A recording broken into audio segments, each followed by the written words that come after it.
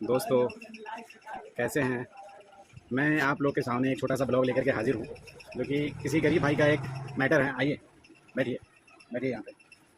इनका किसी दुकानदार के पास इन्होंने मनी ट्रांसफ़र का काम कराया था। मनी ट्रांसफ़र करवाया था 4,000 रुपये उत्तर बिहार ग्रामीण बैंक में। वो 4,000 रुपये इनके अकाउंट में 1 तारीख को डाला गया था दुकानदार के द्वारा। दुकानदार जो डिटेल है वो डिटेल पूरा दे रहा है कि भाई 4,000 रुपये हमने 1 तारीख के डेट में 1 अक्टूबर के डेट में सुबह 11:24 में आपके अकाउंट में हमने डाल रखा है। जबकि वो वहाँ अपने मिसेज़ को बोले कि जाके पैसे निकालो, हमने डाल दिए हैं।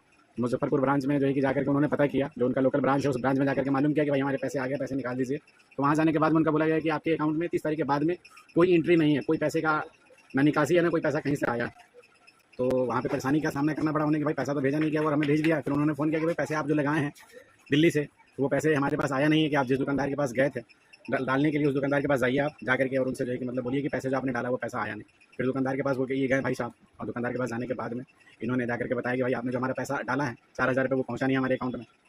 तो दुकानदार जो है कि मतलब उनके सामने में कस्टमर केयर से बात करा, जिस मनी ट्रांसफ़र कंपनी से जो है कि उन्होंने मनी ट्रांसफ़र किया था उसके कस्टमर केयर को फ़ोन किया। कस्टमर केयर के को जो है ना इस भाई साहब के सामने में उन्होंने फ़ोन करके मालूम किया, तो वो वहाँ से बता दिए। मुंबई हेड ब्रांच में फ़ोन लगा था, जिस कंपनी से उन्होंने किया था उस कंपनी के हेड ब्रांच में डायरेक्ट फ़ोन किया गया। तो वहाँ से बताया गया कि आपका पैसा 1 तारीख को सुबह 11:24 में आपके अकाउंट में डल गया, लेकिन वो पैसा उनके अकाउंट में डिपॉजिट नहीं हुआ।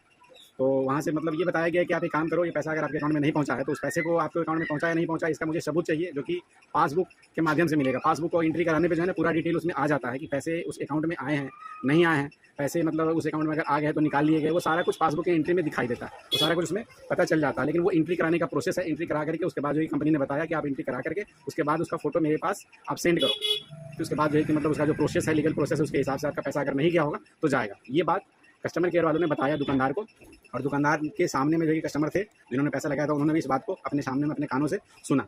लेकिन अभी तक उस पैसे का कुछ नहीं हो पाया, क्योंकि भाई जहाँ जिस ब्रांच में अकाउंट खुलवाए हैं वहाँ गए, वहाँ जाने के बाद में इनको मतलब उस ब्रांच में पासबुक एंट्री कराने के लिए गए बिहार के। तो भाई बिहार तो ऐसे ही मशहूर है। बिहार के उस ब्रांच में जाने के बाद में मालूम हुआ कि बिहार के उस ब्रांच में जहाँ इनका खाता है इनके मिसेज का, उसका जो है कि मतलब प्रिंटर वाला मशीन काम नहीं कर रहा। अब प्रिंटर का मशीन काम नहीं कर रहा, इस वजह से मतलब विलम्ब हो रही है कि भाई पैसे आए तो हैं, पहुँचे कि नहीं पहुँचे। एंट्री जब होगी जब मशीन वो ठीक होगा।